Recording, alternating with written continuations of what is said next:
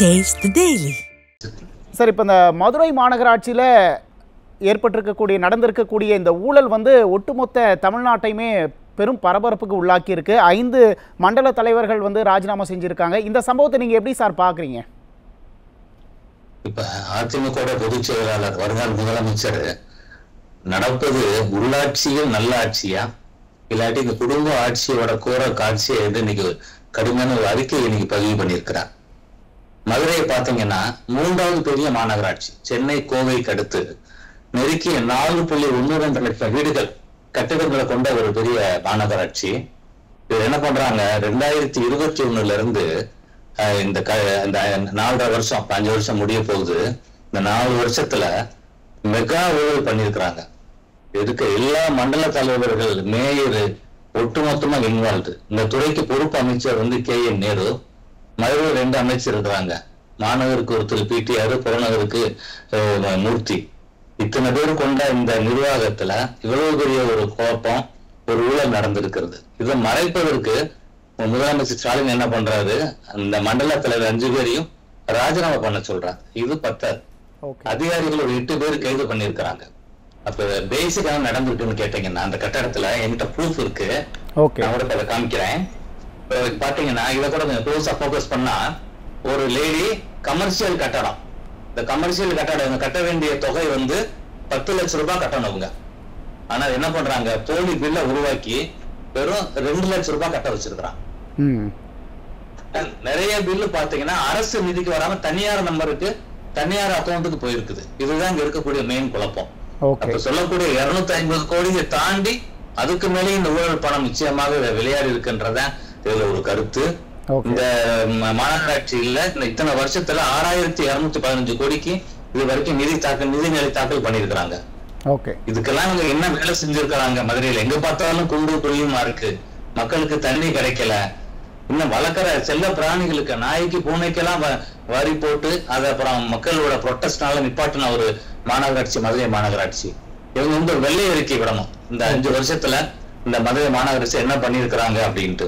அடுத்த ரவுண்ட்ல கூட நம்ம அதிமுக ஆட்சி 10 வருட காலத்துல, அம்மாவின் ஆட்சி காலத்திலேயே, அம்மாவின் அரசு ஐயா எடப்பாடி ஆட்சி காலத்துல மதுரைக்கு என்ன பண்ணாங்க, 6000 லட்சம் கோடிக்கு மதுரைக்கு என்ன திட்டங்கள் வந்திருக்குன்னு நெக்ஸ்ட் ரவுண்ட்ல பட்டியலிடுறேன்.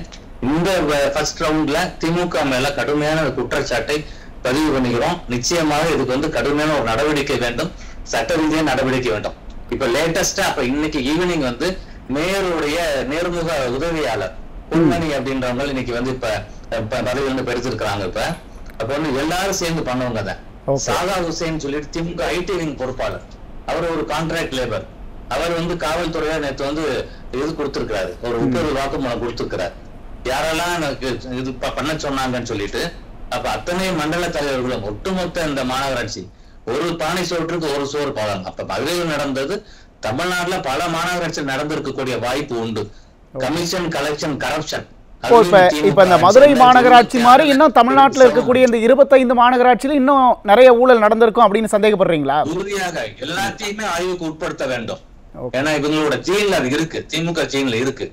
அதனால ஒரு பானை சோற்றுக்கு ஒரு சோறு பதம். அதனால பொதுச் செயலாளர் எடப்பாடியார் சொன்னது, இந்த உள்ளாட்சியில இவங்க பண்ணிருக்கக்கூடிய கடுமையான மோசடி, எந்த துறை எடுத்தாலும் அதில் மோசடி. அதனால 26ல மக்கள் இவங்களுக்கு நிச்சயமாக சாவுமணி அடிப்பார்கள். அவருடைய எழுச்சி பயணத்துல பார்க்க எங்க போனாலும் பெருந்திரளான மக்கள் திரள்றாங்க, அந்த அளவுக்கு கூட்டம். அப்ப மக்கள் எதிர்பார்க்கிறாங்க, தலைவர் எதிர்பார்க்கிறாங்க, ஆட்சியை மாற்றத்தை எதிர்பார்க்கிறார்கள். இந்த மெகா ஊழலை சரியான முறையில விசாரிக்க வேண்டும். அதுதான் இதுல பொதுச் செயலாளர்கள் எடுத்து செல்லக்கூடிய அந்த பணி. நிச்சயமாக இதுல நிறைய பேர் இதுல மாட்டுவாங்க. திமுக காரவங்க, மதுரை மக்கள் விழிப்பாக வேண்டும். இந்த நிகழ்ச்சி பார்க்கக்கூடியவங்க என்ன நடந்திருக்கு புரியுது சார். ஆனா நீங்க ஒரு விஷயத்த சொன்னீங்க, இதை முதலமைச்சர் ஸ்டாலின் குற்றம் செஞ்சவங்களை தப்பிக்க வைக்கிறதுக்காக தான் இந்த ராஜினாமா நாடகம் அப்படிங்கிற மாதிரி சொன்னீங்கல்ல, அவங்க தான் நடவடிக்கை எடுத்திருக்காங்கல்ல சார்?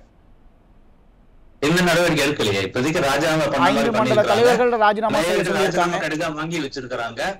அதனால அரசு அதிகாரிகள் எப்பயுமே அரசு அதிகாரி பலிகடா ஆவாங்க.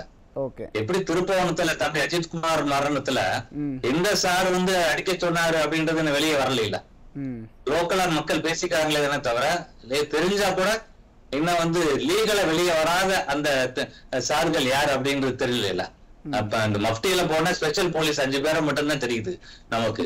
அடிக்க சொன்னது யார்? அப்படி இதுல இந்த கொள்ளையடிப்பது அந்த 5 மண்டல தலைவருக்கு மட்டும் பங்கு இருந்திருக்காரு.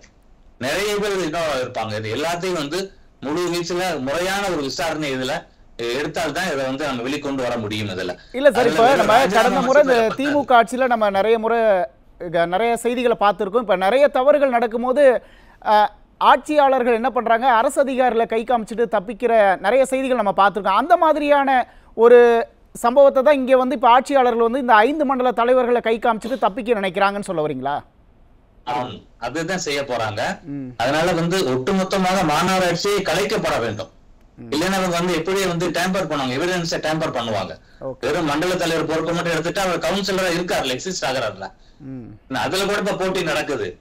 இப்ப ஏற்கனவே இருக்கக்கூடிய மேயரை இவங்களை எடுத்துட்டு அடுத்து இன்னொருத்தரை அமைச்சர் மூர்த்திக்கு சாதகமா இருக்க ஒருத்தரை கொண்டு வர்றதுக்கான ஒரு முயற்சி நடக்கிறது. ஒட்டுமொத்தமா மாநகராட்சி கலைக்கப்பட வேண்டும். இவ்வளவு பெரிய ஊழல் நடந்து போச்சு. 250 கோடிக்கு மேல 6215 கோடி வரைக்கும் பட்ஜெட். மினிமம் 10% வச்சுக்கினா 600 கோடிக்கான ஊழல் உறுதியாக மதுரை மாநகராட்சியில இந்த 4 வருஷத்துல நடந்திருக்குதுன்றத ஒரு அப்பட்டமான ஒரு உண்மை. மதுரையை ஒட்டுமொத்தமா அதிர்ச்சியாக இருக்கிறது. இன்னைக்கு திருப்பவனம் அஜித்குமார் தம்பியோட கொலைக்கு பிறகு இன்று எல்லாரும் பேசக்கூடிய ஒரு பெரிய விஷயமா இன்னைக்கு மதுரையில் இருக்குது. ஒவ்வொரு சாமானிய மக்களும் வரி கட்டக்கூடிய இது பாத்தீங்கன்னா சாமானிய மக்கள் கிட்ட வரி வாங்க இவங்க பண்ற இது மட்டும் என்போர்ஸ் பண்ணிட்டு கமர்ஷியல் பில்டிங் இல்ல வசதி படைத்தவர்களிடம் குறைச்சு வாங்கி அதுல கமிஷன் அடிச்சிருக்கிறாங்க. அப்ப இவங்க சொல்லக்கூடிய விஷயம் வரங்களே, வரி மக்களுக்கு பயன்படுற மாதிரி அமையல. எங்க பார்த்தாலும் சாலைகள் எல்லாம் குண்டும் குழியுமா இருக்கிறது, தண்ணி வரல. ரொம்ப ரொம்ப ரொம்ப மோசமான நிலையில மதுரை மாநகராட்சி இருக்கிறது. இல்ல சார், இப்ப இந்த திமுக அரசோட இந்த அப்பாவி மக்களுக்கு ஒரு மாதிரியான வரி, வசதி படைத்தவங்களுக்கு ஒரு மாதிரியான இந்த வரி விதிக்கிற மனப்பான்மை இருக்குல்ல, இதை நம்ம எப்படி புரிஞ்சுக்க வேண்டியது இருக்கு? இல்ல இவங்களோட நேச்சர் அதுதான். ஏன்னா ஆட்சிக்கு 6 மாதத்தை என்ன சொன்னாரு பிடிஆர் அமைச்சர், என்ன சொன்னாரு 30,000 கோடின்னு சொன்னாரு. 4 வருஷம் ஆகி போச்சு, இன்ட்டு போட்டு ஆகி போச்சு. அதனால இவங்க பல ஆயிரம் கோடிகளை சுருட்டி உட்கார்ந்து இருக்கிறாங்க. இப்ப இன்னைக்கு மதுரை நடக்கிற வேலையே என்ன, இவங்க அங்கங்க மக்களுக்கு இலவசம் என்ற பெயர்ல இவங்க டிஃபன் பாக்ஸ் கொடுக்கறாரு அமைச்சர். இப்படி 3000 ரூபாய்க்கு டோக்கன் கொடுக்கறாரு. இப்படி மக்களை ஏமாற்றி இருக்கிறார்கள். ஏமாற்றி திரும்பவும் ஆட்சிக்கு வர முடியும் என்று பகல் கனவு காண்கிறார்கள். நம்ம எத்தனையோ சாம்ராஜ்யங்கள் பார்த்திருக்கிறோம். பவர்ஃபுல் சாம்ராஜ்யங்கள்லாம் மக்கள்னால தூள் புரட்சியினால வெடித்து செதறப்பட்டதெல்லாம் பார்த்திருக்கிறோம். ஆனால் நிச்சயமாக இந்த திமுக ஆட்சி தமிழ்நாடு சரித்திரத்திலே திமுக 5 வருஷத்துக்கு மேல ஆட்சியில இருக்காது. பாதியிலே கலைக்கப்பட்டவங்க பண்ற சூழல் இல்ல. அப்ப ஒரு தடவை தோத்தாலும் அடுத்த ஒரு 10 வருஷம் 15 வருஷம் மக்கள் அவங்களை லாங் லீவ் கொடுத்துருவாங்க. அந்த மாதிரி திமுக நிலை இருக்கிறது. ஐயாவுடைய புரட்சி தலைவருடைய புரட்சி தமிழருடைய எழுச்சி பயணம் எல்லா இடத்திலும் மக்களை கடுமையான கூட்டங்கள் இருக்கிறது. அதனால 2026ல பெரிய ஒரு அலை இருக்கும், ஒரு ஆட்சி மாற்றம் இருக்கிறது தமிழ்நாட்டுல. இந்த அதிகாரிகள் இருக்கட்டும், இந்த அரசியல்வாதிகள், திமுக சார்ந்த ஊழல் பேர்களில் எல்லாரும் தண்டிக்கப்படுவார்கள். அவர்கள் மேல நடவடிக்கை எடுக்கப்படும். ஓகே சார், உங்களோட முதற்கட்ட கருத்தை எடுத்துக்கிறேன். நம்ம தொடர்ந்து பேசுவோம் சார். சரவணன் சார், சார் இப்போ இந்த மதுரை மாநகராட்சியில் நடந்த இந்த முறைகேடு திமுக அரசு மூடி மறைக்க நினைக்குதா சார்? நிச்சயமா மூடி மறைக்க நினைக்கிறாங்க. ஏற்கனவே பேசின விவாதத்துல எல்லாருமே சொன்ன மாதிரி இந்த ஆட்சியில நடக்கிற எல்லா தவறுகளையும் ஞானசேகர்ல இருந்து எங்கெங்க சட்டம் ஒழுங்கு சீர்கேடு இருக்கோ எல்லாத்தையும் மூடி மறைக்கிறாங்க. இவங்க எப்படி கொள்ளையடிச்சாங்க மதுரைன்னு பார்த்தா, தற்காலிக ஊழியர் கான்ட்ராக்ட் லேபர் என்ற பேர்ல இவங்க திமுக நிர்வாகிகளை பணி அமர்த்தி மாலை 6 மணிக்கு மேல இவங்க கைக்கு போயிடும் கம்ப்யூட்டர் எல்லாம். பாஸ்வேர்டை முறைகேடாக பயன்படுத்தி கமிஷனர் பாஸ்வேர்டு வரைக்கும் ஒவ்வொரு லெவல் இருக்கு. நீங்க போன ஒரு பாஸ்வேர்ட் போட்டு வச்சுக்கலாம், உள்ளுக்குள்ள வாட்ஸ்அப் தனியா ஒரு பாஸ்வேர்ட் போட்டு நீங்க வச்சுக்கலாம். அந்த மாதிரி இருக்கக்கூடிய பல்வேறு நிலையில் இருக்கக்கூடிய பாஸ்வேர்டுகளை முறைகேடாக பயன்படுத்தி தான் இந்த இவ்வளவு பெரிய ஊழல செஞ்சிருக்கிறாங்க. மதுரையில் ஒரு எம்பி இருக்காரு, வெங்கடேசன் இருக்காரு. ஓட்டு வாங்க மட்டும் வருவாரு. இப்ப ஆளை காணா. ஒரு 5 வருஷம், இப்ப ஒரு 4 வருஷம் 3 வருஷம் ஆகி போச்சு. இப்ப அவர் துணுனா கூட என்ன பண்ணுவாரு, விளம்பரம் தேடுறதுக்காக உடனடியா ஒரு அறிக்கை கொடுப்பாரு. ரயில்வேக்குன்னா கொடுப்பாரு, தமிழுக்குன்னா கொடுப்பாரு. இன்னைக்கு அவரை நம்பி ஓட்டு போட்ட மதுரை மக்கள் பாவம், அவர் எங்க இருக்காருன்னே தெரியல. அவரு எங்கே செட்டில் ஆயிட்டாரு, டெல்லி பக்கமோ கேரளா பக்கம் செட்டில் ஆயிட்ட மாதிரி சொல்றாங்க. அந்த அளவுக்கு மோசமா இருக்கிறது. இந்த திமுக அரசை கேட்கிறேன். இப்ப நாங்க அதிமுகல 10 வருஷம் 2011 இருந்து அம்மா அவர்கள் என்ன பண்ணாங்க, 250 கோடி சிறப்பு நிதி கொடுத்தாங்க மாநகராட்சிக்கு. அது எடப்பாடியார் ஸ்மார்ட் சிட்டி திட்டம் 1000 கோடி, 100 வார்டுக்கும் வீட்டுக்கே தண்ணி சப்ளை நல்ல தண்ணி வர்றதுக்காக 1292 கோடி முல்லை பெரியாறுல இருந்து பைப்பு போட்டு கொண்டு வர்றதுக்கு, 50 கோடியில மதுரையில 4 மாசி வீதிகள்லயும் சாலை பணிகள், 1000 கோடியில பறக்கும் பாலம், மதுரை தெப்பக்குளத்துல தண்ணீரை நிரப்பி வச்சு அவ்வளவு சிறப்பான ஒரு இது, வைகை ஆற்றின் 2 தடுப்பணைகள், சைடுல 300 கோடிக்கு சாலை வசதி, இப்படி 6000 கோடிக்கு மேல நாங்க செஞ்சிருக்கிறோம் அதிமுக ஆட்சி காலத்துல. இவங்க 6200 கோடிக்கு வரைக்கும் பட்ஜெட் போட்டிருக்காங்களே மதுரை மாநகராட்சியில. இவங்க ஒரு வெள்ளை அறிக்கை தர முடியுமா? இந்த மேயர் தர முடியுமா? மதுரைக்காக 2 அமைச்சர்கள் இருக்கிறாங்க, இவங்களால தர முடியுமா? இல்ல சார், இப்ப பல விவகாரங்கள்ல எதிர்க்கட்சி தலைவர் திமுக அரசை நோக்கி வெள்ளை அறிக்கை வெளியிடுமான்னு கேட்டுக்கிட்டே இருக்கும்போது, திமுக அரசு அதுக்கான வெள்ளை அறிக்கை வெளியிடாதது இந்த மாதிரி முறைகேடுகள் நடக்கிறதுனால, அதுல ஆட்சியாளர்கள் சம்பந்தப்பட்டிருக்கனாலதான் வெள்ளை அறிக்கை வெளியிட முடியலையா? ஆமா, நிச்சயமா முடியாது. என்ன சொல்லுவாங்க, சென்னையில பார்த்தா அங்க சார் சொன்னாங்க இல்லையா, பிளீச்சிங் பவுடருக்கு மேல மைதாமாவுது, இப்படி எதை எடுத்தாலும் ஊழல், எல்லாத்துலயுமே முறைகேடாக பணம் சம்பாதிக்க வேணும். அதுவே அண்ணன் காசிநாதர் சொன்ன மாதிரி 5 வருஷத்துக்கு வரப்போறது இல்ல, இன்னும் இந்த மிச்சம் 1 வருஷத்துல முடிஞ்ச அளவுக்கு சுருட்டிட்டு போயிடுவோம் அப்படின்ற ஒரு நினைப்புலதான் இவங்க திமுக செயல்பட்டுக்கிட்டு இருக்குது. அதனால அரசு அதிகாரிகள் பகடைக்காரிகள் தான், ஸ்கேப் கோட்டா அவங்க பயன்படுத்துறாங்க. உண்மையான குற்றவாளிகள் இந்த கவுன்சிலர்கள், திமுக கவுன்சிலர்கள், மண்டல தலைவர்கள், மேயர், இவங்களை கைது பண்ணி விசாரணை பண்ணாதான் இதுல உண்மை தெரியும். அதனாலதான் நான் சொன்னேன், ஒட்டுமொத்தமாக மாநகராட்சியை கலைக்கப்பட வேண்டும்.